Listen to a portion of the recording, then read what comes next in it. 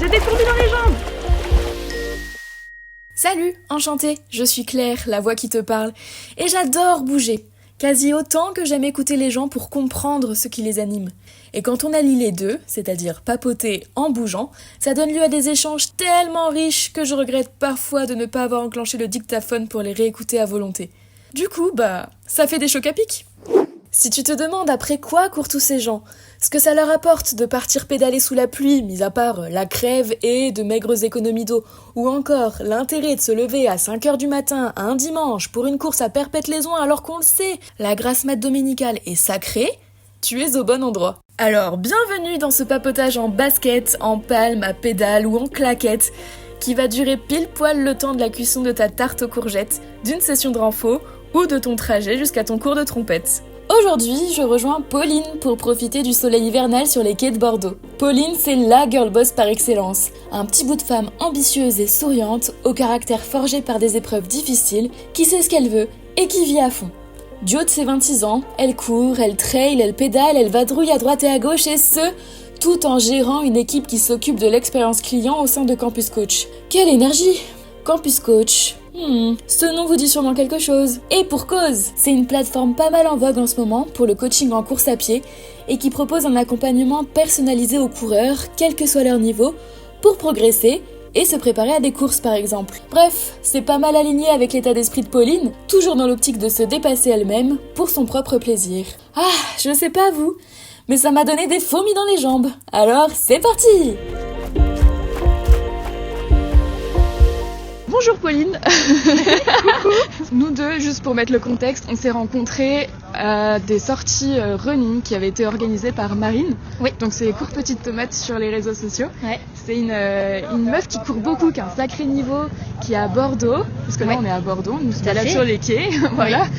Donc si vous entendez des bruits de gens qui courent, de personnes qui parlent, de mouettes. Oui, j'allais dire de mouettes. De vélos. C'est normal, on est sur les quais à Bordeaux. Et on a de la chance, il pleut pas. Oui, pour une fois. Voilà. Donc voilà, on s'était rencontrés, on s'est vu je sais pas, 2 fois, et après on se suit sur les réseaux. Et... C'est vrai, et je me rappelle surtout de t'avoir vu à l'arrivée du 10 km. Ah mais oui. Pas cette année, mais l'année dernière, et c'est vrai que tout de suite ça m'avait fait grave plaisir en fait de te voir à l'arrivée, c'était chouette. La tête reconnue, connue en tout cas, parmi les anonymes, tu sais. Et parmi la lucidité, le peu de lucidité qui te reste à la fin d'un 10K. Ouais. T'avais du carburé, enfin les 10K c'est très rapide en général, donc. Oui, et ici ça va vite. Hein. Enfin, en tout cas, c'est dense et ouais. Mais oui, c'est vrai que l'an dernier j'avais fait du bénévolat, j'avais pas participé. Oui. Et j'accueillais à la fin la médaille en chocolat. Je donnais les chocolats et j'avais du mal à ne pas les manger quand même. Ouais, c'est ça. Mais j'en avais récupéré à la fin, j'avoue. Tu m'étonnes. J'avais bien accroché avec toi parce que t'as une bonne humeur qui est communicative et t'as toujours le smile. Bah là, juste voilà, t'es en train de sourire encore. On avait parlé de ton parcours running, mais on va remonter un petit peu le temps. Ouais. Est-ce que tu te souviens de la toute première fois que t'as fait du sport, ou alors un truc qui t'avait marqué à propos du sport quand t'étais petite ou... Si je remonte vraiment en arrière, donc déjà rien à voir avec la course à pied. Hein.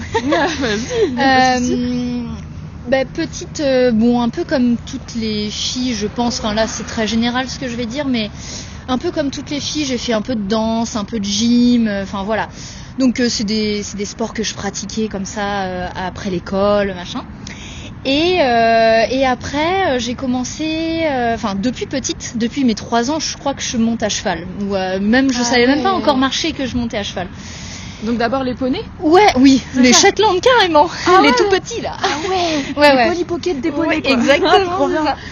Donc oui, depuis toute petite, vraiment ça c'était, c'est en moi. Bon, je pratique plus maintenant, mais bon, ça m'a suivi jusqu'au lycée. J'ai fait un petit peu de compétition, dans le domaine, donc surtout en CSO, en saut d'obstacle du coup. C'était un sport que j'affectionnais particulièrement parce que le rapport avec l'animal, moi j'ai un énorme besoin d'être en rapport avec les animaux. On voit les stories avec les chats. Ouais, c'est ça. Enfin, j'adore ça. C'est important, je pense. D'ailleurs, fun fact, j'avais peur des chiens quand j'étais petite. Et ma mère on a adopté un chien en fait justement pour plus que j'en ai peur. Et maintenant, du coup, les animaux. C'est une trop bonne idée ça. Oui, ça marche. Enfin, ça marche. Ça fonctionne. Après, faut juste faire ça correctement. C'est comme tout. Mais du coup, je trouve que c'est un bon moyen aussi d'apprendre à communiquer avec un autre être avec lequel on peut pas communiquer par la parole, notamment. Bah après, je me demande si ça marche avec les araignées. Est-ce que t'adoptes une araignée pour te défaire la peur des araignées? Je suis pas sûre. Enfin, en tout cas, moi, je testerai pas parce que j'aime pas ça. C'est vrai? Non, j'aime pas trop les araignées. C'est pas mon truc. Mais bon, bref, ce genre d'animaux de compagnie, même si bon, maintenant, a priori, on peut avoir une araignée en animal de compagnie, mais bon. Bah écoute, pourquoi pas. Oui, pourquoi pas. Mais donc voilà, j'ai pratiqué pas mal l'équitation et puis après, je me suis mise à aller à la salle en fait pour reprendre de l'activité sportive parce que j'avais arrêté entre mon bac globalement et puis le début de mes études supérieures par manque de temps, par une situation perso un peu complexe. Et puis je suis allée progressivement vers la course à pied que j'ai commencé avec mon beau-père. C'est lui qui m'a mis sur les rails. Ah, trop bien. Donc c'est une affaire familiale de base quand même. Ouais. Un peu. Le sport de manière générale, j'ai jamais été sans pratiquer parce que je trouve ça intéressant pour avoir un équilibre, découvrir aussi, s'ouvrir aux autres. C'était beaucoup des sports collectifs, gym et tout ça. Il y a du monde. C'est pas une pratique individuelle. Donc voilà, je trouve que c'est intéressant de pratiquer quoi qu'il arrive. Et donc, je me suis mis progressivement à la course à pied avec mon beau-père parce que avant le confinement en vrai, je suis pas une coureuse du confinement. Ah quand même. Je suis pas très loin. T'as pas succombé, t'as pas été un petit bouton, ok. Je suis pas très loin, mais c'était. Je crois que j'ai commencé en 2019, donc un chouïa avant. Ouais, un petit peu avant. Mi-fin 2019, donc avant que ça se gâte vraiment et qu'on puisse plus faire autre chose que courir une heure autour de chez soi dans un périmètre d'1 kilomètre. Oh là là, l'horreur. Le poisson rouge autour du bocal. Exactement. Mais du coup, t'as commencé hors club. C'était juste avec ton beau-père. Oui, voilà. C'était parce que j'en avais marre d'aller à la salle de sport. Je faisais beaucoup de cours collectifs, moi. J'allais pas à la salle pour les machines et tout ça. Tu faisais genre de la Zumba ou de trucs comme ça? Je faisais, tu sais, les cours là de body attack et tout ça. Bien cardio quoi. Bien cardio. J'ai toujours aimé ça, le cardio de manière générale, parce que vous ne savez pas quand on monte à cheval quand même, c'est cardio cette histoire. T'es assise. Ok, mais en vrai, d'accord, très bien. Non, en vrai, c'est quand même cardio parce qu'il y a en fait, c'est toute une osmose et une maîtrise avec l'animal, je trouve, perso. Et quand t'as un poney avec un peu de sang sous les jambes, c'est costaud quand même. Ok, ouais, c'est plus dans la maîtrise de l'animal que ça devient. Et le cardio peut monter pas mal. Ok, dis donc, j'apprends des trucs, je ne savais pas du tout. Et oui, voilà. Donc, à tous ceux qui disent que ce n'est pas un sport, c'est un sport. Oui, clairement. Tout comme la pétanque, d'ailleurs. Exactement. Bon, là, mon cardio monte quand je lance la boule. Non, je fais pas de pétanque. Je ne sais pas, mais moi non plus. Mais bon, j'aime bien l'été, c'est pas mal. Tu refais un peu de cheval? Pas du tout. Je refais pas du tout j'ai pas le temps, en fait. Ouais. J'ai pas le temps, j'aimerais, mais on peut pas tout faire, en fait. On peut pas être partout, se dupliquer, ça serait chouette, mais c'est pas possible. Donc, pour l'instant, je n'ai pas encore repris. J'ai encore mes pantalons, mes chaussettes, mes bottes. T'as rien vendu? Non, j'ai rien vendu, parce que je sais que j'y retournerai, mais quand ce sera plus facile pour moi, déjà parce que aussi en ville, là, d'habiter en plein centre de Bordeaux, les écuries les plus proches, ça va être des écuries qui moi ne me parlent pas, ça va être souvent très business, de mon point de vue en tout cas. Donc moi je recherche quelque chose de très familial, je veux que ça la pratique. Parce que t'étais à la campagne à ce moment-là? Oui, j'habite quand j'en faisais quand j'étais plus jeune, c'était en campagne vraiment. J'habitais pas en ville, centre-ville comme une grande ville comme Bordeaux quoi. Okay. Et souvent il y avait un peu quand même cet esprit business derrière que j'aimais pas trop. On est avec des animaux encore une fois, donc voilà. Il y a des êtres vivants en fait. Exactement. Dans l'histoire. C'est ça, exactement. Donc voilà, un petit peu. Et donc oui, 2019, pratique de la course à pied, mes débuts avec mon beau-père. Je ne sais plus pourquoi d'ailleurs. Lui il court, il est marathonien. D'ailleurs il a son marathon de Marrakech dimanche. Il est à Marrakech. Oh, génial. Ouais. Donc j'espère que ça va bien se passer. Mais oui, mais attends, s'il en a fait plusieurs, il sait comment gérer. Ouais. Si, il est pas son premier. Lui, il était beaucoup dans le tennis plus jeune. Cardio ça aussi. Oui. Très technique, machin. Donc voilà, et puis lui il courait déjà semi-marathon. un peu de tout, surtout semi et marathon et plus longue distance, plutôt longue distance, ouais. Donc voilà, et puis je commençais à courir avec lui. Je cache pas que les débuts sont toujours très difficiles. Mais pour tout le monde. Mais pour tout le monde. Ouais. Mais voilà, j'ai commencé à accrocher comme ça, et puis le confinement a forcément augmenté ma pratique. J'ai été contrainte et forcée de continuer la course à pied. Comme tellement de monde sur Terre. Oui, exactement. Non, mais blague à part, j'aimais bien ça en fait parce que toujours dans le truc de cardio, surtout qu'on va toujours trop vite quand on débute, donc on est toujours extra essoufflé. On fait comme les enfants, on sprint. Oui, c'est ça. Et on sait pas y aller doucement. Et donc on est là, voilà. Et donc mon beau-père il me disait mais tu veux qu'on ralentisse ? Non, je vais tenir. Après t'as l'ego aussi qui parle, exactement. Clairement. Donc voilà, donc au début bien sûr je continuais en fait ce truc un peu cardio de me dire je me dépasse, j'avais le même ressenti en tout cas que j'avais quand je faisais les cours en fait de cardio, et puis ça me plaisait bien de partager ça aussi avec lui. On a tissé un bon lien aussi via ça, voilà, donc c'est important pour moi de continuer la pratique et de pratiquer avec lui aussi. Comment t'as transformé ces premières courses où t'étais super essoufflée, où t'en chiais peut-être un petit peu. Ouais, clairement. En quelque chose où vraiment t'as envie de mettre tes baskets, où t'as la passion, t'as l'impulsion tous les jours, ou quasi tous les jours, tu vois, de courir. Ouais. Comment t'as su transformer ça ? Il y a eu un déclic ou... Je pense que, alors, pour ma part, c'est venu peut-être un peu progressivement, je vais dire. Et puis c'est surtout, je pense à un moment donné, j'ai voulu accrocher un premier dossard en fait. J'ai voulu accrocher. Le défi. C'est ça, le défi. Et donc en 2020, on avait prévu avec mon beau-père de faire le semi de Jérusalem. Oh waouh. Ouais, ça aurait été mon premier semi du coup. Ouais. Mais le confinement est passé par là. Donc voilà, donc j'avais pour objectif d'accrocher ce premier dossard pour commencer par un semi, on va dire que c'est pas idéal. Enfin, je sais pas s'il y a un idéal, mais dans tous les cas, on en parlait un petit peu avant. C'est peut-être un peu rapide. C'était peut-être un peu rapide. Bon, j'avais quand même quasi une année de pratique, donc et puis j'essayais de pas faire n'importe quoi. J'étais encadrée quand même par mon beau-père qui lui avait de l'expérience dans le domaine, donc c'est pas comme si je m'étais fixé cet objectif-là absolument à tout prix parce que je veux me prouver les choses. Non, je voulais le faire parce que aussi il m'a donné un feu vert et de me dire de toute façon on le fait ensemble, on ne se fixe pas d'objectif de temps. D'ailleurs, spoiler, c'est une erreur de se fixer un objectif de temps pour un premier et pour une première course en général. De toute façon, il faut la finir et se dire qu'on est capable de le faire, mais bon bref. Donc voilà, donc je dirais que ça a commencé comme ça. J'ai voulu prendre mon premier dossard, le confinement m'en a empêché.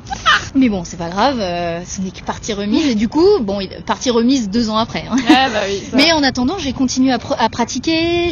T'as pas lâché quoi. Voilà. T'as pas abandonné parce que... Non, parce qu'en fait, je trouvais plaisir quand même, cette satisfaction qu'on a après avoir fait une session de run... Ouais, en fait, ouais, exactement. En fait, tant qu'on ne pratique pas, on ne sait pas. Mais c'est vrai que, c'est me dire que j'ai fait bouger mon corps, que voilà, je me suis défoulée, ou même juste un footing en fait, sans parler de fractionner, de choses comme ça, des choses que je connaissais pas du tout au début. Enfin, c'est normal, on connaît pas du tout. Au début de la pratique, on connaît pas du tout ça. Endurance fondamentale. Qu'est-ce que c'est ? Déjà, c'est un truc que tu ne pratiques pas au début, l'endurance fondamentale, parce que tu sais pas ce que c'est. Et que c'est très contre-intuitif finalement. Ta première course c'était un semi. Oui, ma première course c'était un semi. Donc c'était pas Jérusalem. Non, c'était Paris du coup. Paris en 2022. Alors de base je devais courir avec une de mes meilleures amies, Amandine, si tu nous écoutes. Bonjour Amandine. Ouais. Et malheureusement elle a eu un petit souci de santé, donc finalement j'ai pris le départ toute seule. D'ailleurs ça c'est très déstabilisant parce qu'elle avait déjà aussi une expérience en course à pied et je m'étais pas reposée sur elle, mais du coup c'était un appui quand même. Ouais.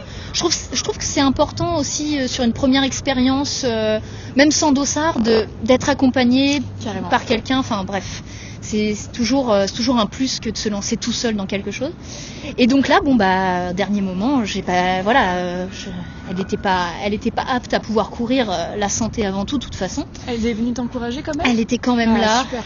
Je l'ai croisée sur le parcours, j'avais les pieds en sang, je pleurais. Oh là là. Oui. Mais t'as forcé? Non, pas du tout, mais j'avais pas des bonnes chaussures adaptées. Ah ouais. Mais au début, quand tu sais pas. Ben, tu sais pas, voilà, il y a les plein de choses que tu sais pas. Mais ouais, même pas en plus. Je dénigre pas Decathlon, hein, mais j'étais allée à Run Store, là, tu sais, sur les quais. Laurent m'avait conseillé et tout. D'ailleurs, à Bordeaux, vous pouvez aller le voir, il est super. Bon, les petites refos, je viens de dire que j'avais fini les pieds en sang, mais bon. Non, mais t'as rectifié le tir derrière. Ouais, exactement. Non, mais après, voilà, plein de choses que je savais pas, les crèmes anti-frottement, enfin, tout ça, on est tellement loin de tout ça au début, enfin, voilà. En plus, c'est un budget, en vrai. Oui, au début, c'est clair. Juste le strict minimum. C'est un sport qui est pas cher de base, la course à pied. De base. Après, quand tu commences à te challenger et tout, ça. t'as les chaussures, t'as le matos, c'est quand tu passes un trail, c'est encore pire. Ouais, exact. Exact. Donc voilà, donc Amandine ne pouvait pas courir avec moi, donc je prends le départ toute seule. Et en fait, quelques heures avant le départ, au moment où je me prépare, je mets mon dossard chez moi et tout ça, enfin chez moi, hein, dans le Airbnb en l'occurrence. Et en fait, j'apprends que mon beau-père et un ami à nous courent aussi le semi. Génial. Alors pas avec moi du coup, parce que eux ils s'étaient challengés sur leur chrono objectif. Mais par contre, je savais que j'allais les retrouver à l'arrivée. On va ensemble au sas de départ. C'est des choses qui sont de partage qui se fait quand même, quoi. Oui, et puis j'étais super touchée. Enfin, je m'y attendais pas. Enfin, voilà, déjà le dossard, il m'a été offert. Enfin voilà, c'était bien quand même si forcément de l'appréhension sur la ligne de départ d'être toute seule, me dire est-ce que je vais le faire. Enfin voilà, c'est plein de questions comme ça. Mais ouais. Mais du coup, t'en tires un bel beau souvenir. Complètement. Bah oui, premier semi. Donc bien sûr, je pars sans objectif. Je m'étais préparée avec un plan que j'avais trouvé sur internet, mais je m'étais pas fixée de quelque chose d'ambitieux. Je crois que j'avais préparé pour 2h15, 2h10. C'est déjà vachement admirable. Ouais, non mais quelque chose de pas ambitieux. Moi, j'avais aucune notion, donc je me disais voilà, et puis sur conseil de mon beau-père, il me dit je pense quand même sous les 2h20 t'es capable de ce que je vois que tu fais, etc. Ouais. Donc moi et puis je n'avais pas travaillé vraiment d'allure spécifique, enfin tout ça je connaissais pas, mais bon je m'étais dit voilà, contente. C'est ça, c'est contente. Le premier. Et puis bien sûr, comme je suis un peu compétitrice dans l'âme, je me dis Pauline, si tu te rapproches des 2 heures en vrai, ça serait vraiment bien. Et puis du coup je termine en 1,59. Ah mais génial. 1,59. Mais t'as géré. Ouais, mais je ne sais. Alors avec les pieds en sang.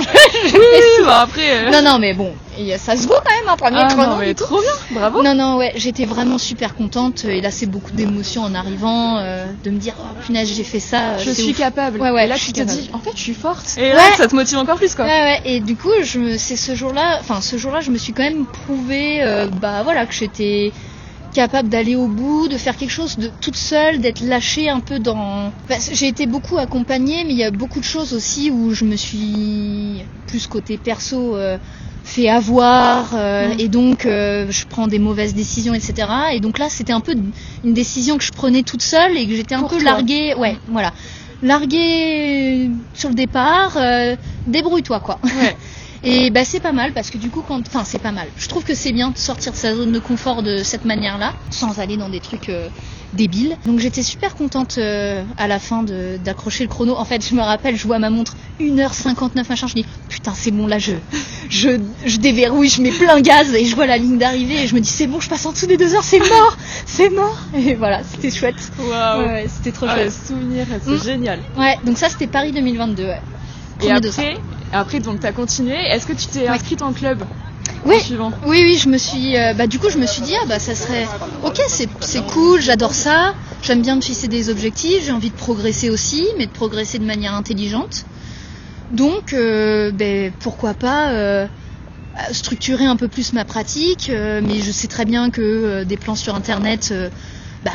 on fait des bêtises quoi, je veux dire c'est pas adapté à toi quoi. C'est pas adapté à toi ce que t'es capable de faire, c'est toi tu te dis je voudrais faire ça, ouais mais tu voudrais faire ça mais t'es pas clairvoyant en général, soit tu te sous-estimes soit tu te surestimes, mais dans les deux cas t'es jamais et c'est pas optimal en fait dans les deux cas. Donc c'est bien pour débuter par contre. Exactement, moi ça m'a permis d'avoir quand même un premier aperçu de ce qu'est la structure d'une pratique en course à pied, sans forcément suivre les allures, tout ça, parce que à l'époque je crois que j'ai investi tardivement dans une montre et tout ça, donc et puis c'était même pas une montre Garmin ou quoi, c'était je sais plus, une montre juste d'activité sportive, voilà. Donc bon. Voilà, mais ça faisait le job. Hein. Mais tu sais que mon premier marathon, le seul marathon que j'ai couru d'ailleurs, le marathon de Paris, j'ai fait ma prépa sans montre. Ouais. Juste aux sensations. J'avais un plan, d'ailleurs c'était Campus Coach. Ah ouais. Le plan. Et j'ai fait vraiment en sensation. Donc je savais que je devais accélérer sur certaines parties, que je devais être en endurance fondamentale, donc en aisance sur d'autres. Et ça a très bien marché. Et j'ai fait même mieux que ce que j'avais. Ta course, j'ai super bien vécu. Et bon, par contre, je l'ai fait en binôme avec Lucien, donc un pote. D'accord. Et lui, il avait une montre. Et sur certains entraînements où on était tous les deux, il paissait un petit peu, tu vois. Oui, donc, ça te drivait un petit peu, de temps en temps. Mais c'est vrai que pour se rassurer sur le chrono qu'on était capable de le faire, mais parce qu'on s'était mis un objectif de chrono quand même. Ouais. Mais je comprends. En vrai, c'est faux de se dire qu'on se fixe pas d'objectif de chrono. C'est faux, c'est se mentir. En fait, mon objectif, c'est de me dépasser moi-même. C'est ça. Je veux pas atteindre l'objectif de un chrono de quelqu'un d'autre. Je m'en fous. Je veux pas me comparer aux autres. C'est ça. Et donc là, je m'étais fixé mon objectif par rapport à mes capacités à cette heure-ci. Ouais. Et sauf que la veille du marathon, quand on allait chercher le dossard, je me suis dit, vas-y, je gratte un quart d'heure. Donc j'ai changé mon un quart d'heure en plus. Ouais, un quart d'heure, mais n'importe quoi, la folle. Mais en fait, les entraînements s'étaient tellement bien passés. Ouais. Que tu te sentais, en fait, tu te sentais bien. Je me sentais bien. Mais parfois, faut s'écouter, juste. Voilà. Aussi. Et j'étais, en vrai, d'être en binôme pour le premier marathon. Ça aide. Ouais, c'est clair. J'étais plus en confiance. J'étais très stressée, mais j'étais plus en confiance de le faire à deux, tu vois. Amandine, dont je parlais tout à l'heure, je l'ai accompagnée sur toute la fin de son marathon. J'ai même passé l'arche d'arrivée à Paris. Impossible. Du 30... J'ai fait 16 bornes avec elle en fait. J'ai fait toute la fin. Donc après les trémies et tout ça, les petits tunnels là. Dans son mur quoi. Ah ouais, exactement. Exactement. Et elle l'a eu que très tardivement, je crois, au 37e ou 38e, un truc comme ça. Elle a vachement bien géré. Ouais. Non mais franchement, un métronome la meuf, une dinguerie. Ouais. Mais hyper inspirante. Je suis trop fière d'elle. Oui, je suis trop fière. Mais tu sais que j'ai pleuré avant même qu'on passe l'arche et elle savait même plus où elle était. Bon, elle était plus trop lucide, je crois. Ouais. Mais j'ai pleuré même pour elle avant. Pendant, après, et elle a aucune réaction. J'étais là en mode mais tu viens de réussir. Exactement. Et j'étais là en mode mais réagis, fais quelque chose. Et moi j'étais là, je pleurais, j'étais trop contente, trop fière d'elle. Premier marathon qui se passe hyper bien, un petit couac à la fin, mais rien de dingue par rapport à ce qu'elle a pu faire. C'était ouf quoi. Ouf. C'est génial. Mais c'est là qu'on voit que c'est vraiment des moments de partage en fait, la course à pied ou même le sport quand tu le vis avec d'autres personnes.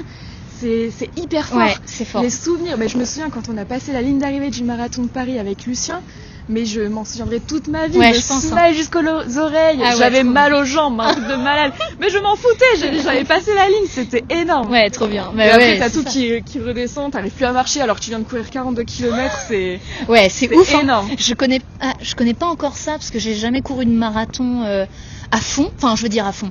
À ton full potentiel. À mon full potentiel, puisque j'ai couru celui des JO cet été. Mais c'était le moment de faire une balade de 42 km, c'était pas le moment de en plus il faisait chaud, non? Ouais, il faisait chaud et puis moi je transpire beaucoup. Donc c'est une catastrophe.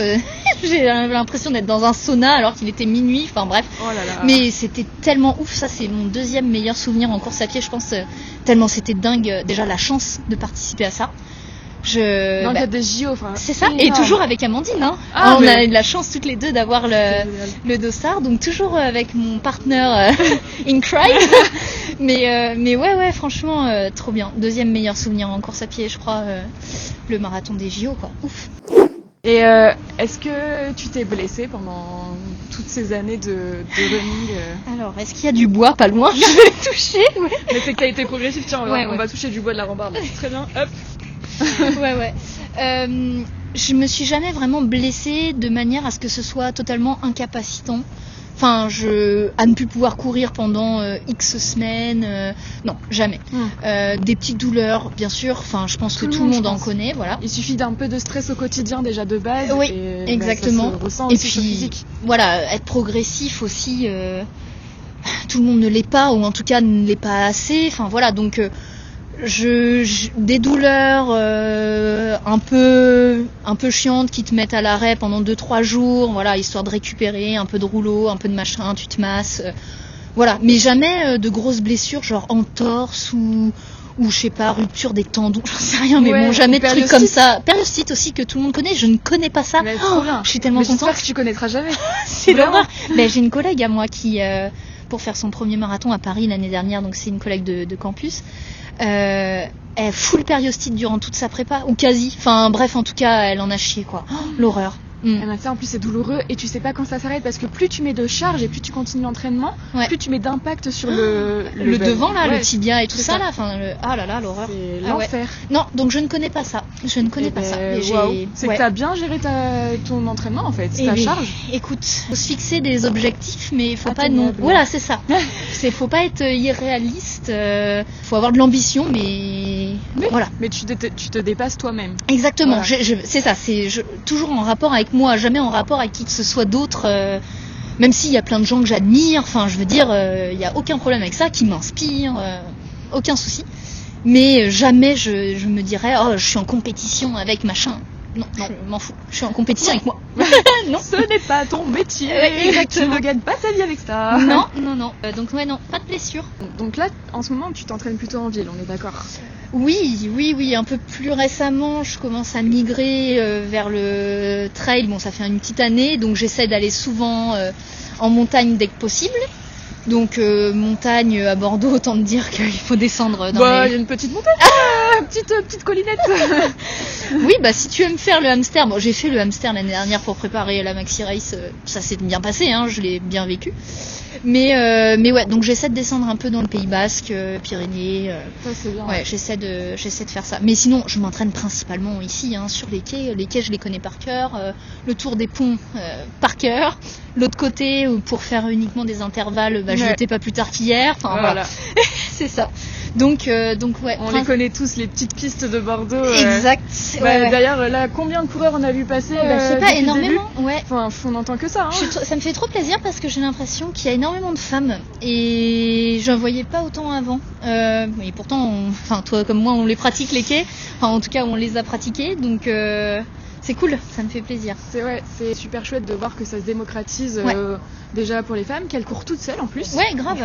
Oui, Parce que toi, tu cours en groupe ou tu cours toute seule? Alors, j'alterne moi. Ce que je fais, c'est que souvent, on a un run le mercredi avec le groupe, le groupe campus qui est à Bordeaux. Parce qu'il y a des groupes un peu partout en France. Donc, moi, j'ai rejoint le groupe de Bordeaux il y a de ça un peu plus d'1 an, avant de travailler pour campus à proprement parler. Et donc, je cours avec eux le mercredi. Donc ça c'est trop cool. Et là on est vraiment sur du blabla run, enfin c'est très chill, ouvert à tout le monde, il n'y a pas d'allure, il n'y a pas de machin, c'est juste on se rejoint, on est content de se voir. On s'attend. D'ailleurs ça me fait penser, on en parlait avec un des pacers de Bayonne qui me disait c'est trop chouette, il y a 2 dames qui sont revenues d'une sortie trail qu'on a fait il y a une semaine. Et où en fait on les a certes beaucoup attendues parce que, alors je pense pour le coup qu'elles s'étaient fixées cette sortie un peu comme objectif ou en tout cas pour se prouver tout ça. Donc en effet on les a pas mal attendues, mais c'était trop bien parce que, alors déjà nous ça nous permet de faire une sortie très chill, donc c'est bien aussi parce que souvent on peut y aller un peu bourrin et tout et voilà, ça permet d'être vraiment tranquille. Et du coup, la première chose qu'elles ont dit, parce qu'elles sont revenues à une sortie Bayonne sur route là cette fois-ci, là hier je crois. Et ce qu'elles ont dit, la première chose, c'était trop bien, c'était trop bien, vous nous avez attendus, j'étais trop contente de sortir de ma zone de confort, merci de nous avoir accompagnés. Enfin voilà. Génial. Donc c'est un peu ça le mindset des groupes de course. Et donc le mercredi, je cours en groupe. Et sinon après, mes fractionnés, alors là c'est très spécifique parce que du coup c'est une allure bien précise. Là je le fais toute seule, mais aussi volontairement j'essaie d'alterner de le faire toute seule et de le faire accompagner. Je bosse mon mental en même temps, parce que du seuil 30 ou de la VMA, et encore que je trouve que le seuil 30 est plus vénère que la VMA finalement. Mais ouais, donc il faut alterner, souvent c'est toute seule, et puis si j'ai besoin, je sais qui appeler pour m'accompagner, soit à vélo, soit en courant. Pour avoir un petit peu de soutien mental. Ouais, c'est ça. Et puis en fait à Bordeaux on a quand même bon, on est un bon groupe et puis on se connaît quand même, donc il arrive qu'on se croise en fait. Et en plein effort, enfin moi ça m'est déjà arrivé de croiser des gars du groupe ou des nanas du groupe et on se tape dans la main parce qu'on voit que l'autre est en train d'en chier sa race. Et voilà, mais c'est trop bien du coup parce que t'as un regain d'énergie qui te vient. Et puis là tu te dis je peux pas lâcher, il est en train de me regarder. J'y vais en fait, je lâche pas. Exactement. L'ego qui revient, tu sais. Ouais, il est toujours là lui. Hein. Donc voilà, donc oui, c'est comme ça que j'organise un peu mes sessions d'entraînement, de pratique, enfin voilà. T'as jamais eu peur de courir toute seule en ville ? Alors, à Bordeaux, sur les quais, il y a énormément de monde. Alors, de ce côté-là où on est côté rive gauche, il y a souvent beaucoup de monde. J'ai la chance de pouvoir pratiquer quand je veux dans la journée, parce que en travaillant chez Campus, j'organise ma journée comme je le souhaite, donc j'ai quand même cette flexibilité là qui me permet déjà de pas courir de nuit, donc on va pas se mentir, pour une femme c'est quand même important. Enfin quoique ça ne veut rien dire en fait, enfin je réfléchis en parlant mais ça ne veut rien dire, mais bon on peut quand même constater qu'il y a plus d'agressions de nuit quand même, voilà, et en pleine journée il y a du monde, il y a du passage, ça dissuade un peu aussi de faire des mauvaises choses, donc j'ai jamais trop rencontré de problèmes. Si ce n'est, alors c'est horrible, hein, mais les problèmes communs de se faire siffler, de se faire klaxonner. Même sans courir, même sans être en short de run, tu vois, on le subit au quotidien. Oui, c'est ça. Donc non, j'ai cette chance-là. Je banalise un peu les réflexions, mais c'est tellement commun qu'en fait c'est triste, mais c'est tellement banal, c'est horrible. J'essaie aussi de temporiser. De ne pas m'emporter avec ce genre de comportement, ça m'est déjà arrivé 1 ou 2 fois, mais après je me rappelle que c'est pas que ça sert à rien, mais ça peut plus me causer de problèmes qu'autre chose. Oui. Je peux en subir après les conséquences. J'ai déjà eu à faire à ce genre de sujet, plus à titre perso, pas moi, mais bon, mon grand-père par exemple en est décédé parce qu'il y a un mec qui lui a tapé dessus parce qu'il avait pris un sens interdit sans le vouloir, enfin voilà, donc voilà, moi souvent je me rappelle de ça et je me dis ok Pauline, calme-toi parce que là t'es quand même toute seule et si le mec te tape dessus t'es pas bien. L'être humain peut être violent parfois. Exactement. Quoi. Les instincts animaux. C'est ça. Donc bon, j'essaie de me contenir un peu, même si c'est des comportements qui m'excèdent. J'ai la chance de ne pas y être confrontée trop souvent. C'est bien parce que ton planning te le permet. Ouais. Et donc tu en profites, mais tu pourrais très bien te dire je fais ma journée de taf comme tout le monde, tu vois, des horaires. Enfin en vrai je cours entre midi et 2. Hein. Ouais. En vrai je fais les horaires un peu, alors pas classiques parce que c'est quand même dense, mais il m'arrive de courir comme une personne lambda, c'est-à-dire après le boulot, après en moyenne on finit quoi à 18h30 je pense, 18h, 18h30, parfois plus tard pour certains. Ou certaines, voilà, c'est la plupart du temps, c'est rare que je cours en pleine matinée ou en plein après-midi parce que j'ai des choses à faire, tout simplement, j'ai du travail, je peux pas couper. Alors excusez-moi, le meeting pas à 15h parce que là je vais courir. Non, enfin voilà, faut quand même être. Tu t'adaptes, c'est ça. Forcément. Donc souvent c'est entre midi et 2. Mais bon, ça n'en reste pas moins que c'est en pleine journée et que il se passe moins de choses en pleine journée. Tu sens moins d'insécurité quoi. Oui. Tu préviens les gens, quelqu'un quand tu vas courir toute seule ? Ça dépend d'où je suis. Si je suis à Bordeaux, non. Mais par contre, je cours toujours avec mon téléphone. Ok. Ouais. Quand même. Je cours. Oui. Déjà pour la musique, même si je pourrais le faire que avec ma montre et. T'es type musique quand tu cours, toi ? Ça dépend quelle séance. Quelle séance, ouais. Mais musique ou podcast en vrai, peu importe. Mais ça dépend. J'avoue qu'une séance de seuil 30, soit je la fais full mental, soit il me faut quand même un peu de boost. Ouais. Du coup, tu préviens pas. Oui, je préviens. Voilà, j'ai ton portable. J'ai mon portable. Et par contre, quand je suis soit plus vers chez ma mère, donc aller vers Saint-Émilion, tout ça. En campagne, si je pars longtemps toute seule, je me rappelle l'année dernière pour préparer la Maxi Race, j'ai essayé d'aller chercher du dénivelé dans les vignes et tout ça. Je partais souvent des 2 heures minimum toute seule. La dernière fois, j'ai failli me faire croquer par un clébard. Ah ouais, carrément. Oui. Ah oui, non, mais en campagne c'est vénère. Je comprends pas ça d'ailleurs, c'est pareil, c'est un autre sujet là. L'insécurité n'est pas humaine, elle est animale, mais c'est pareil. Bon, moi je viens du Périgord. Une fois, je me suis retrouvée face à un sanglier. Oh l'enfer. Alors là, je me suis dit, ok Claire, soit tu fais la folle, tu cours à fond, mais du coup t'as le risque que lui il court plus vite que toi et que là c'est fini. Oui, parce c'est lourd ces machins-là, mais ça va vite quand même. Ouais. Quand c'est lancé, tu vois, c'est comme une boule. Ouais. Ça roule. Et ou soit tu t'arrêtes, tu bouges plus et tu fais profil bas. Donc je me suis arrêtée, on s'est regardé. À un moment, c'était une maman au sanglier. Ah ouais, ok. Elle est partie, je me suis dit, ça se trouve, il y a les petits qui suivent. Et ben ouais, c'est dangereux. Ils n'ont pas suivi, j'ai attendu 5 minutes, puis je suis repartie en marchant, puis je me suis dit, tant pis pour l'entraînement, tu vois. Et après, j'ai repris, mais plus tard, plus loin, quoi. Ouais, tu m'étonnes. Tellement peur. Ouais. Donc je préviens, je regarde un peu mon tracé, ce que je vais faire, déjà rien pour le mettre sur ma montre et tout ça, et pas me paumer, parce que souvent je pars toute seule. Et puis je te dis, j'ai toujours mon téléphone. Parce que on sait jamais on sait jamais. Ça arrive pas qu'aux autres en fait les problèmes. C'est ça. On entend beaucoup de faits divers et on se dit c'est loin ou c'est virtuel quoi. Tant qu'on n'y est pas confronté. J'essaie aussi de pas être inconsciente, c'est-à-dire dans la mesure du possible de ne pas aller dans des bourbiers quoi. Enfin. Ouais, il y a de ça. Volontairement. Et puis aussi à l'inverse de pas avoir peur, tu vois, d'être dans la peur tout le temps, d'angoisser parce que tu sors toute seule. C'est ça. Tu peux pas t'empêcher de vivre. Ouais, voilà. Tout à fait. Tu peux pas t'empêcher de vivre non plus. Enfin, moi, j'ai pas envie non plus, à cause des gens mal intentionnés, de m'arrêter de vivre, tout simplement. Enfin, la vie, il y en a qu'une. Hein. Donc, faut la vivre à fond. Et voilà, on peut pas se permettre, même si, bien sûr, il faut être quand même rationnel et se dire, bon, là, ça pue, je vais pas faire ça, mais... Je vais pas aller dans cette ruelle noire. Ouais, et puis il faut s'écouter. Il faut s'écouter aussi. Genre, l'instinct...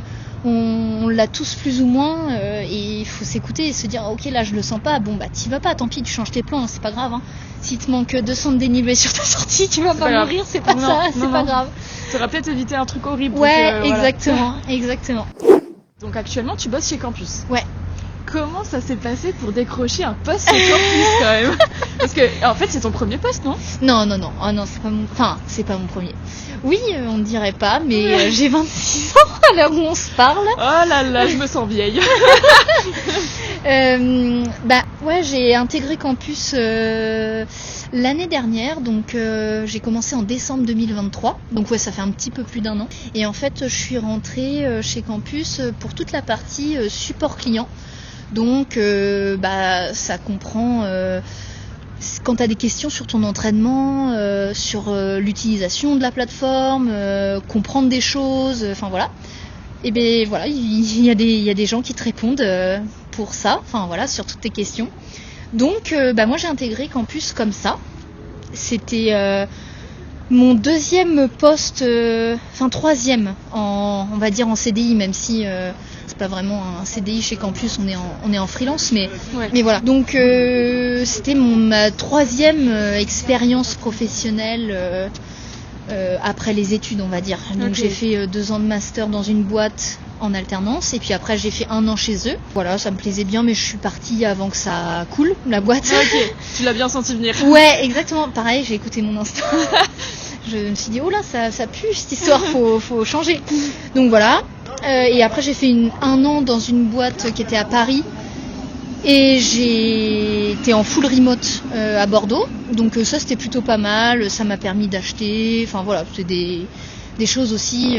On parle pas que de course à pied, il faut aussi faire évoluer d'autres choses. La vie à côté quoi. Ouais, exactement. Hein, tout ne se cantonne pas à la pratique. Le jour où t'es blessé, si t'as rien à côté, exactement. Compliqué. C'est ça. Mais j'espère que tu seras pas blessé. Non, mais pour l'instant je te dis ça ne m'est jamais arrivé, donc j'espère pas. Et donc voilà, et puis après Campus recherchait quelqu'un sur le support pour commencer à structurer un peu plus leurs équipes, le fonctionnement de manière générale. Et puis quand j'ai vu l'offre, je me rappelle, j'étais avec ma mère et je lui ai dit putain mais maman c'est moi. C'est vraiment tout ce que je sais faire. Enfin, et en plus c'est dans la course à pied et en plus j'utilise la plateforme. Et elle me dit vas-y t'attends quoi. Et donc du coup ni une ni deux, je me mets en branle, mais un truc de fou. Je fais mon CV, je fais ma lettre de motivation, mais sans être trop... J'aime pas être trop conventionnelle, ça me ressemble pas trop. Donc je fais un mail, un machin, et puis je vois que ça accroche, et puis après on fait le processus, et ça se passe super bien. Et voilà, et donc à l'heure actuelle, je suis toujours chez Campus, plus au même poste qu'avant, parce que du coup il s'est passé pas mal de choses en 1 an déjà... J'ai speedrun, comme dirait Jonathan, un des fondateurs de Campus. Je suis arrivée en décembre et puis je crois que c'était en mars-avril. On a structuré encore plus la partie support et communauté chez Campus, donc qui se regroupe dans un pôle qu'on appelle le pôle expérience client. Où là, on vient travailler tout ça en fait, l'expérience que tu as avec Campus de manière générale. Ça se cantonne pas qu'aux événements, ça se cantonne pas qu'à ton plan d'entraînement. C'est chez Campus, il y a de l'humain et il y a une communauté et en fait, faut faire vivre tout ça et faut créer quelque chose. En fait, il y a déjà quelque chose qui est créé entre les gens qui utilisent Campus et la pratique de l'entraînement. Donc voilà, c'est tout ça qu'il faut faire vivre en fait. Et du coup, voilà, ton rôle, génial. c'est quoi? Tu réponds aux questions des gens Plus maintenant, au départ, c'est ce que j'ai fait. C'était ça au début. Voilà, au départ, c'est ce que j'ai fait. Je conseillais quand il y avait des questions sur l'entraînement ou des bugs techniques aussi, mais ça, c'est la partie un peu plus technique. Ça marche pas, ok. Mais bon, alors, je vais tu regarder. conseillais les gens sur l'entraînement sans avoir de diplôme de coach Juste avec mon expertise, parce qu'après, le truc qui est bien chez Campus, c'est que tu as la communauté où tu as des experts qui prennent le relais sur la partie nutrition, la partie kiné, la partie prépa mentale, enfin voilà. Et après, en règle générale, il y a quand même beaucoup de questions que les gens se posent où c'est juste, entre guillemets, du bon sens. Ouais. Comme je te dis, c'est je sais pas quoi. Il y a beaucoup de questions. Au départ, c'était je ne sais pas quoi mettre pour mon premier 10 km. Est-ce que je pars en manche longue, en manche courte? Bon, ça, il n'y a pas besoin d'être coach. Je veux dire, c'est voilà, c'est du bon sens. Et puis, je suis passée par là. Ok, j'ai pas une super grosse expérience en course à pied à ce moment-là, mais bon, quand même, je cours depuis 2019. Pour ceux qui n'en ont jamais fait, tu vois, c'est Exactement. Et puis après, quand c'était un petit peu plus technique, bien sûr, il y a donc Tristan qui fait partie des fondateurs et qui est coach, lui pour le coup, qui prend le relais. Alors, il prend pas le relais sur le support, mais on a des ressources qui nous permettent de dialoguer ensemble. Et s'il y a des questions vraiment techniques, pas de problème pour les poser. Et puis voilà, donc on a ça. Et après, on s'est structuré. Du coup, j'ai recruté 2 personnes qui travaillent sur le support. Et puis il y a une partie communauté avec Johan qui gère toute la communauté. Maintenant Raphaël qui anime cette communauté, qui fait vivre en fait tout ce monde-là, parce que mine de rien, c'est que des passionnés de course à pied, mais voilà. C'est ça qui fait aussi la réputation de Campus. Exactement. C'est que des passionnés justement. C'est ça, des passionnés et de l'humain. Voilà. Donc c'est un rôle plutôt stratégique, plus qu'opérationnel à l'heure actuelle, alors qu'avant j'étais plus dans l'opérationnel. Là, j'essaie de faire un peu plus de stratégique, mais c'est compliqué. Donc voilà, donc je lead ces 2 parties-là. En fait, t'es rentré par la petite porte. Oui. Et là, t'es en train de créer ta petite équipe, quoi. Exactement, c'est ça. C'est génial.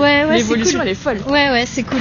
Ouais, il y a des fois, je me rends pas encore bien compte, mais c'est trop chouette. C'est trop chouette, et puis c'est surtout que du travail avec des super personnes. Ouais.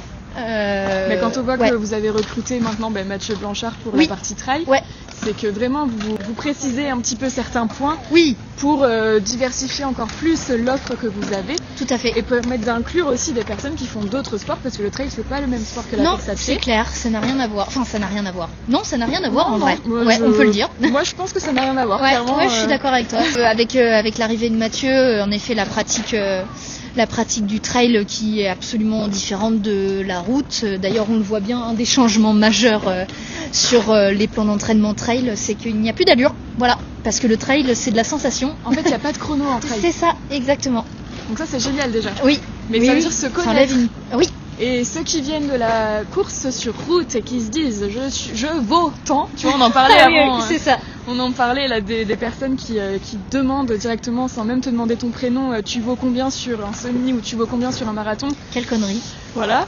Écoute, je vaux quelqu'un qui bouge un petit peu tous les jours et c'est déjà énorme. Exact, c'est clair. Donc là dans le trail, il n'y a pas cette notion de valoir quelque chose, de valoir un chrono qui est vachement dans la comparaison et la compétition au final. Ouais, c'est clair.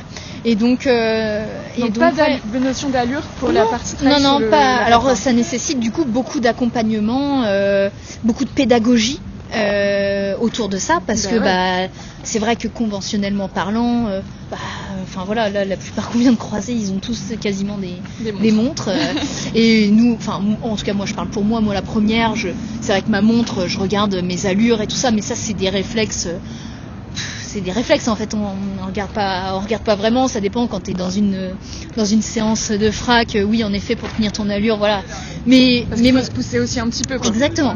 Mais bon, en trail c'est tout autre. Et du coup c'est ce qu'on s'efforce de faire, on essaie d'amener beaucoup de pédagogie là-dedans.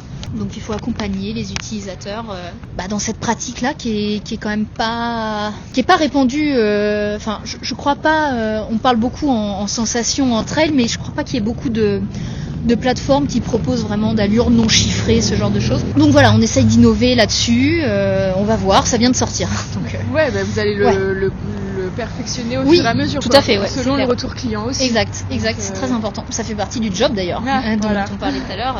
C'est essentiel pour nous d'avoir les retours des utilisateurs parce que c'est comme ça que tu fais évoluer ton produit, ta proposition, tout ce qui se passe sur le terrain, c'est hyper important. Parce que tu peux penser plein de choses, mais dans les faits, il se passe autre chose. Donc il faut corréler tout ça. Il y a la théorie, la pratique, exactement. Et il y a plein d'humains différents, avec des réactions différentes. Tout à fait. Il faut être capable de s'adapter. Ouais. Donc vous faites des plans d'entraînement en mode sensation. Oui. Mais concrètement, vous décrivez quoi dans une séance? Genre là, il faut que tu sois dans le rouge. Là, il faut que tu sois. En fait, c'est ça. Il y a un tableau d'équivalence un peu d'allure entre allure, par exemple seuil 30. On va te dire que c'est une allure très soutenue. Parce que le seuil 30 c'est une allure très soutenue. Voilà. Et puis VMA, ça sera effort intense. VO2 max en côte, concrètement, si tu craches pas tes poumons en arrivant en haut de la côte, c'est pas bien, ça n'a pas marché. Donc c'est des notions un peu comme ça, endurance confortable, endurance active, endurance fondamentale, endurance confort carrément. Endurance confort, c'est vraiment pépère quoi là. T'as les chaussons quoi, limite. Ouais, exact, c'est vraiment ça. Donc c'est tout ça est détaillé bien sûr. On amène les utilisateurs.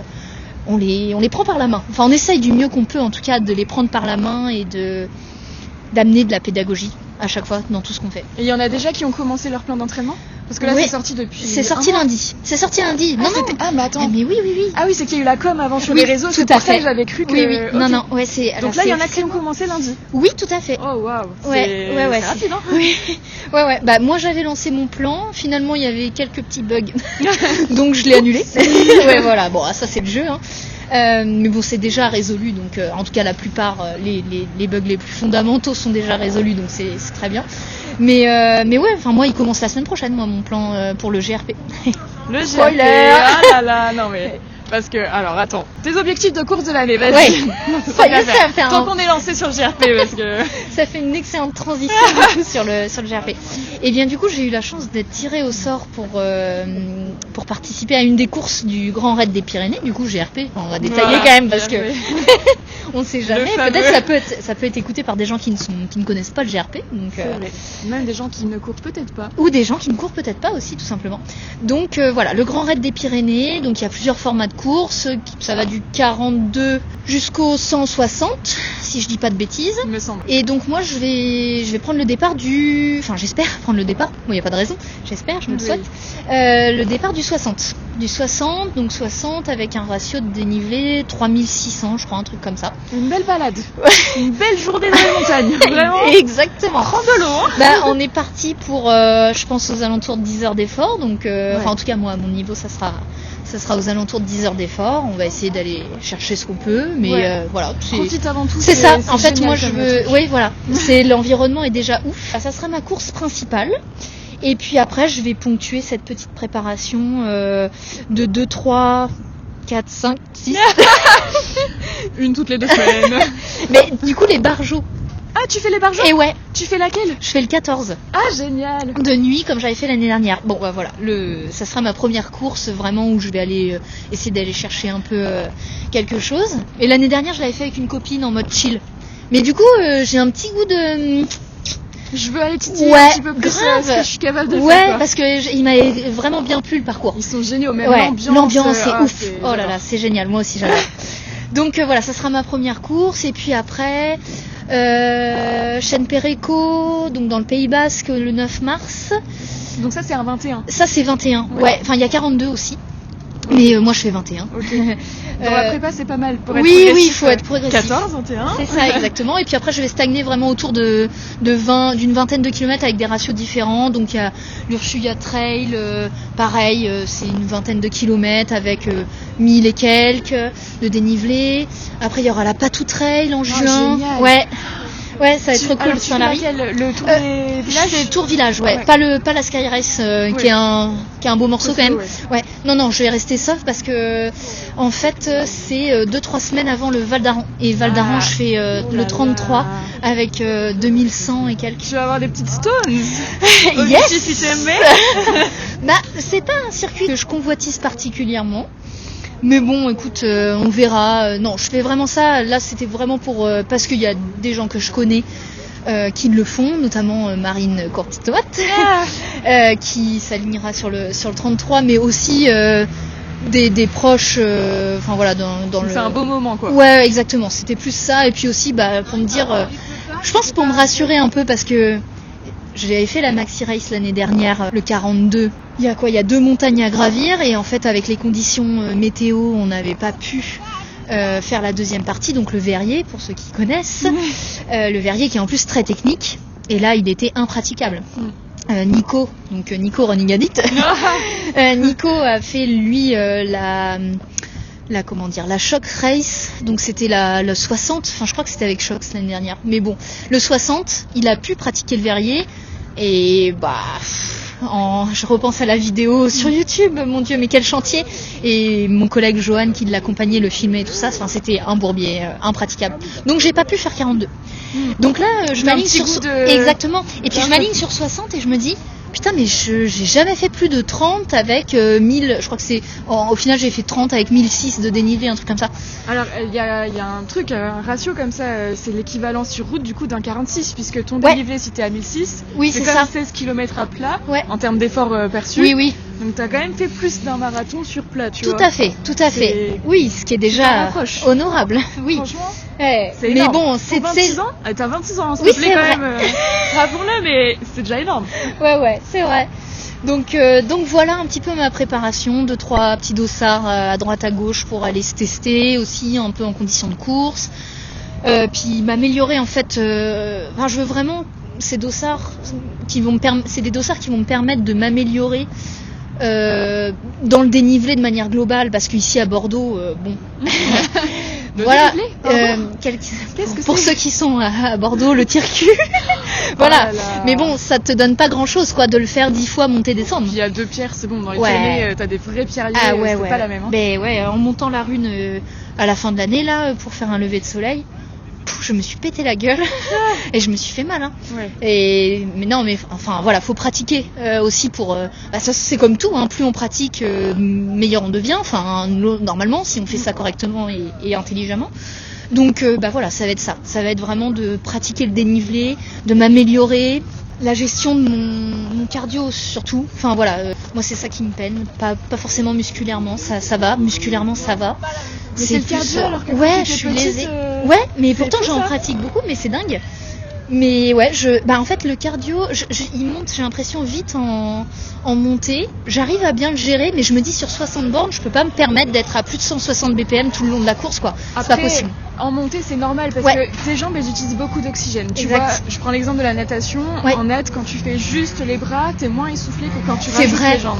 Tu mets un pull boy. Et du coup, la technique pour tenir la séance du coach, tu mets le pull boy. Exactement. Voilà, et du coup, tu respires mieux, t'es beaucoup moins essoufflé, même au niveau cardio, c'est vachement calme.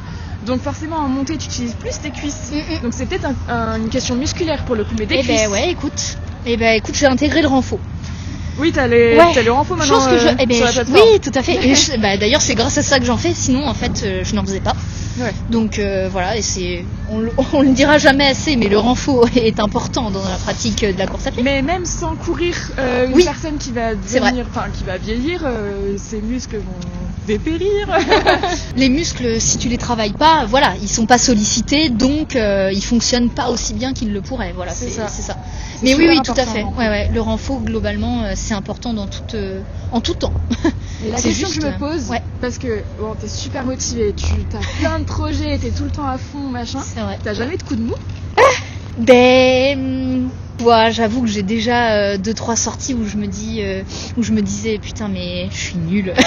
Je suis nulle, ça me saoule. Je pleure parce que j'ai la larme facile. Mais bon, enfin voilà, après tout le monde est différent. Mais en fait, je sais pas, j'ai cette volonté. J'aime bien y aller, réussir et surtout réussir du premier coup. Ça c'est pas très bien. Hein. Là, c'est un peu ouais. Et du coup, je laisse pas trop de place à l'échec. Et quand il y a échec, ça me fait chier. Donc pour l'instant, j'ai pas été confrontée à ça. Sauf quand tu loupes 1 ou 2 séances et là t'as les boules, mais bon, ça faut relativiser. Sur l'ensemble de ça. ta prépa, c'est pas grand chose. Exactement.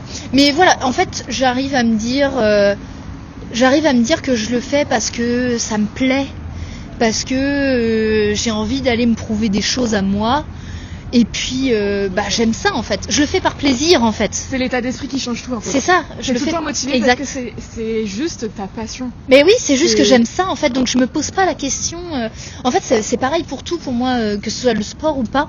C'est quand tu le fais par passion, ça change tout. Ça change tout. Mais même dans ton taf, exact. Si t'es pas passionné, t'as pas envie d'y aller le matin, tu te lèves de mauvaise humeur. C'est ça. Non, mais c'est clair. Donc et c'est pour ça qu'en plus c'est dense. Il y a beaucoup de choses à faire. C'est vrai que c'est épuisant parfois. Pas plus tard qu'en début de semaine, je me disais mais putain, je suis sous l'eau là, mais quel enfer. Mais en même temps, j'aime ça, j'aime l'environnement. C'est tellement gratifiant derrière aussi d'avoir les retours des gens. Exactement. Parce que vous êtes tellement en lien direct avec les gens que t'as le retour directement aussi. C'est ça. Donc c'est trop bien. C'est pas juste du virtuel quoi. Non, ça va plus loin et c'est ça qui est chouette. Donc c'est ça aussi. Et puis dans le travail que je fais au quotidien, de me dire que les gens arrivent à se fixer des objectifs, se bougent, se dépassent, et tu contribues à ça en fait d'une certaine manière. Je trouve ça tellement valorisant. Je trouve ça dingue de se dire qu'on est une équipe, bon, pas petite parce que là on commence à être pas mal quand même. Ouais, on est une 40aine maintenant. Mais en tout cas de se dire que un groupe d'humains est capable de motiver, fédérer comme ça. Puis même sur des courses, vous êtes présents aussi. Je me souviens du marathon de Paris ou même de la Saint-Élion où vous êtes présents. Oui, à encourager les gens sur le bord des chemins et tout, c'est génial. Et là, tu les rencontres en vrai. Et vraiment, tu participes aussi à leur expérience de la course. Tout à fait. C'est top, quoi. Ouais, c'est ça. Donc j'ai jamais de coup de mou parce que. T'es à ta place. C'est ça. Je suis à ma place et j'aime ça. Et puis après, peut-être que j'ai aussi un tempérament. Et des expériences personnelles qui m'ont rodé, forgé, etc. Depuis toute petite. Voilà, qui font que à l'heure actuelle, il y a pas c'est pas qu'il y a pas grand chose qui me fait peur. Enfin, pas me fait peur, mais j'ai vécu un seul truc hyper dur. Il y a rien de plus grave pour moi. Je pourrais jamais. Ça fait tout relativiser. Ouais, exactement. Je pourrais jamais. Dans ma tête là, je me dis, je ne connaîtrai jamais rien de pire que ça de toute façon pour l'instant, parce que sur mon échelle de perception, c'est voilà, ma vie, il y a un moment donné où elle s'est arrêtée. Il y a une partie de ma vie qui s'est arrêtée. Le reste continue, mais du coup, il n'y a rien qui pourra m'atteindre plus que ça. Donc voilà, je vis pour les autres, je vis pour ceux qui sont plus là, et voilà, c'est important. C'est beau, ton étoile, elle sera toujours en haut. Ouais, exactement. J'ai le même état d'esprit parce que bon, j'ai perdu une de mes amies très très proches. Soudainement, à l'âge de ses 25 ans. Ah ouais. Donc, ça fait 3 ans maintenant. Ah ouais, déjà. Et c'était lors d'une opération qui s'est mal passée. D'accord. Et elle s'est jamais réveillée. Ah ouais, ok. Et donc depuis, la course à pied, ça a été un moment de défouloir aussi. Et j'ai remis en perspective ma vie en fonction de cette personne qui est partie dans l'affaire de l'âge et qui aurait pu vivre tellement d'autres choses. Alors elle s'en est pas rendue compte. Oui, c'est ça. Dans sa vie, elle était en train de mettre en place plein de trucs, donc elle allait vers du mieux, tu vois. Et elle était en train d'accomplir des projets et tout, donc elle était à sa place. À sa place, ouais. Mais pour ceux qui sont restés, c'est compliqué derrière de se dire, punaise, c'est injuste, t'as pas le droit de partir à cet âge-là. Exact. Sauf que ça part à tout moment et que la vie c'est ça, la vie c'est éphémère de toute façon. Donc quand tu connais des drames un peu comme ça, tu relativises tellement. Toi c'est ton ami, moi c'est mon père, donc je pense qu'il y a rien de plus grave quand c'est dans ton scope très proche.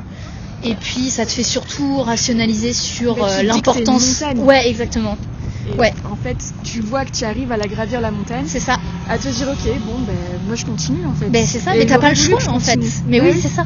Mais c'est juste que t'as pas le choix. Là, c'est dans les faits, la vie ne s'arrête. Toi, ta vie, alors faut pas le prendre comme ça, mais ta vie, elle s'arrête pas à toi. Et le truc, c'est que si tu pousses un peu la réflexion, c'est que ta vie à toi, elle s'arrête pas. Et je pense que se morfondre, alors c'est très facile à dire, hein, mais se morfondre et rester dans un truc de punaise, comment je vais faire, machin, voilà.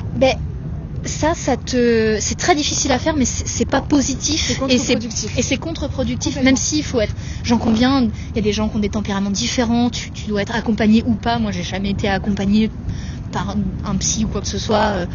Ma mère m'entendrait, elle me dirait, bah oui, mais il faudrait que tu y ailles parce que ça va te péter à la gueule un jour, mais voilà. Wow. Donc, La cocotte minute. Oui, mais du coup, je cours. Ok, je comprends l'hamster sur la rive droite. Mais bref, donc se morfondre en fait et d'être dans un cercle, c'est ni positif pour toi et c'est ni la façon dont la personne aurait aimé te voir. C'est ça. Donc, dans tous les cas, il n'y a pas beaucoup de positif pour cette personne. C'est ça, en fait, si tu le fais pas pour toi, fais-le pour cette personne ou fais-le pour ton entourage proche, enfin bref. Mais voilà, faut pas se laisser cramer à petit feu. C'est facile à dire, pas facile à faire. Mais il faut accepter la peine au début. Oui, exactement. De toute façon, c'est difficile, donc oui. il faut accuser le coup. Oui, c'est ça. De toute façon, si tu gères pas si tu la vis pas cette émotion-là, tu sauras pas la digérer derrière et la transformer en quelque chose de positif. Exact. Donc première étape, accepter la nouvelle, la digérer, la vivre. En fait, il faut. Ouais, en fait, c'est difficile, mais du coup, les émotions, faut les laisser. Faut qu'elle s'exprime en fait. C'est tout. On est humain encore une fois. C'est ça, exactement. Et puis tout le monde réagit différemment. Mais une fois que c'est fait, de toute façon, sans être fataliste, mais c'est fait. On ne peut pas revenir en arrière. Enfin, jusqu'alors, je n'ai pas connaissance qu'on puisse ressusciter qui que ce soit ici.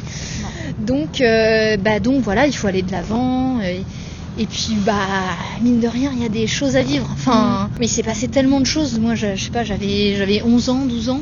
Il s'est passé tellement de choses depuis. Il serait tellement fier de toi. Ouais, j'en sais rien. Mais c'est sûr. Mais le petit bout de femme que t'es maintenant, à 26 ans, comment tu vas évoluer derrière, ça va être.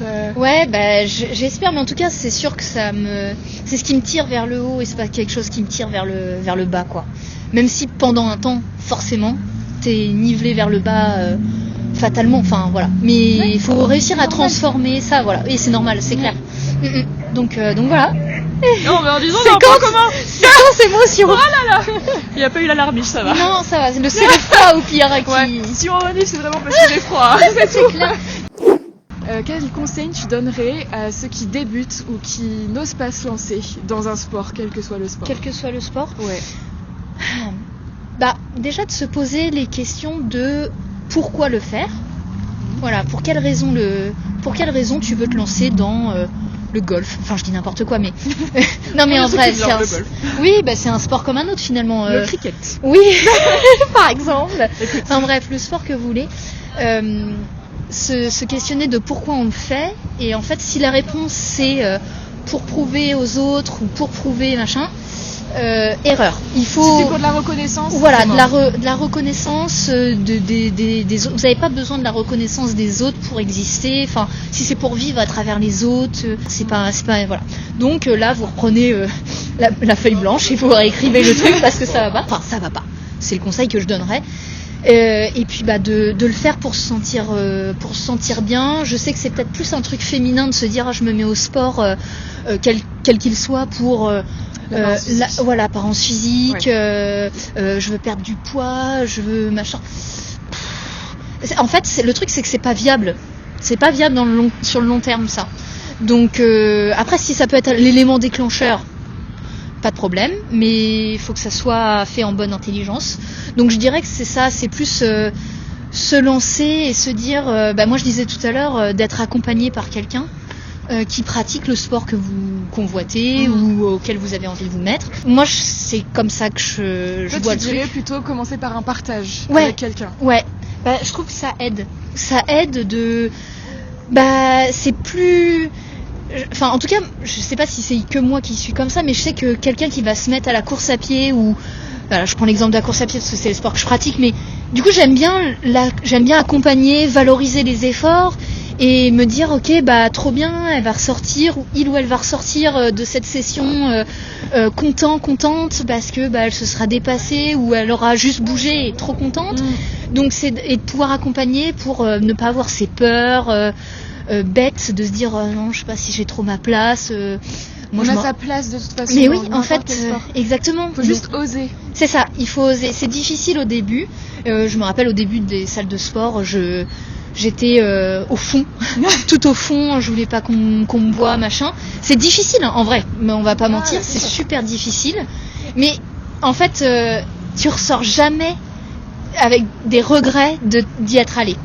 C'est sûr. Tu as plus de remords à ne pas le faire que de regrets d'y être allé parce que au pire quoi, ça te plaît pas. Ça te plaît pas, hein. Enfin voilà, la Terre va pas s'arrêter de tourner, hein. Donc voilà, et puis les gens tu les reverras jamais si c'est ça qui te cause du souci de te dire ah ouais mais qu'est-ce qu'ils vont penser. Les gens ne pensent pas. Malheureusement, l'être humain est assez auto-centré. Exactement. Et il fait plus attention à lui qu'aux autres. Exactement. Donc il va pas te regarder en fait dans le fond de la salle. Exactement. Il va rien se passer.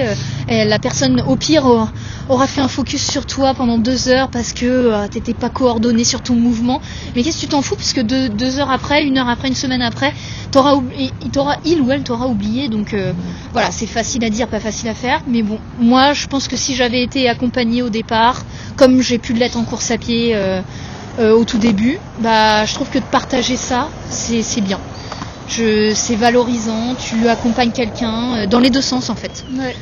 Après, t'as le remerciement aussi, même si tu le fais pas pour des remerciements, c'est tellement gratifiant de se dire ok, elle a pris du plaisir, il ou elle a pris du plaisir à faire ça. Donc voilà, c'est ça que je donnerais comme conseil, c'est oser quand même le faire, même si c'est difficile. Et puis si c'est difficile, il y a forcément des gens autour de vous, dans l'entourage proche qui pratiquent quelque chose, et faut essayer en fait, et puis ça coûte rien d'essayer, voilà, faut se lancer quoi. Lancez-vous. Ouais, en fait c'est bien de se mettre dans la gueule du loup parfois, mais c'est difficile, j'en conviens que ce n'est pas pour toutes les personnes, c'est pas facile. C'est pour ça que l'accompagnement pour moi c'est une des clés, je pense. C'est la bouée de quand tu sais pas nager quoi. Ouais, exact. Ouais, exactement. Clairement. Ouais, c'est ça. Ou le pool boy. Pool boy, clairement. Quel enfer. Enfin non, je l'aime Franchement, bien. j'ai appris à l'aimer. Hein. Ouais. Et je l'aime de plus en plus ce petit pool boy. J'ai avorté mon projet triathlon, mais c'est pas grave, j'y reviendrai plus tard. Un jour, c'est peut-être pas le moment. Là, t'es plus en trail. C'est exactement. Chaque chose en son temps. C'est ça. On ne grille pas les étapes, on est progressif. On retient la leçon. C'est ça. Donc voilà mes petits conseils. Je pense que tout sport est bon à... Enfin tout... C'est ce qu'on disait tout à l'heure en fait. Pas obligé de pratiquer d'un sport. En fait, juste bouger, se dire... Aller chercher du pain à pied. Ouais, en fait c'est des trucs cons mais...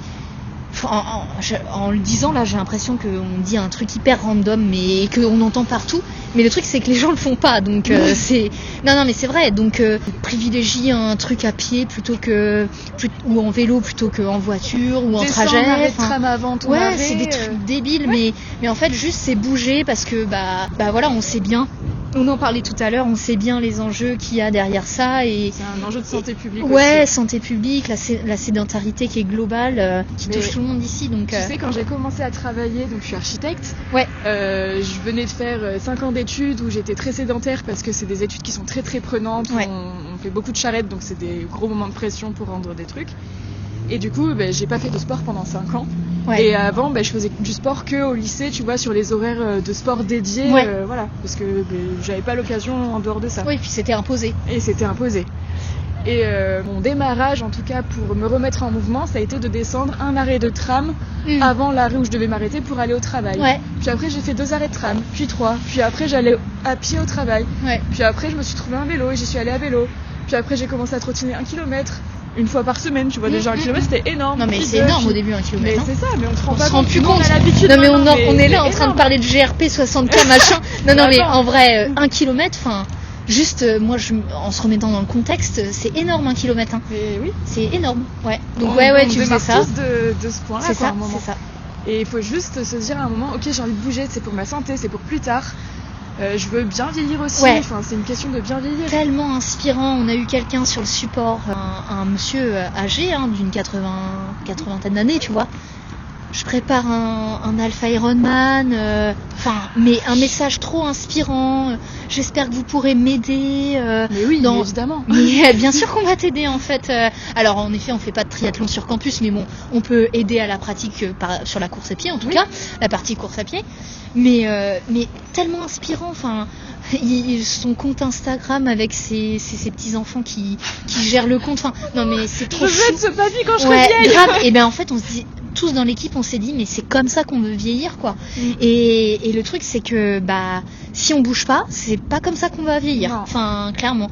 Et on va vieillir plus vite mais mal. Et mal, voilà, Donc, c'est ça. C'est pas ce qu'on veut.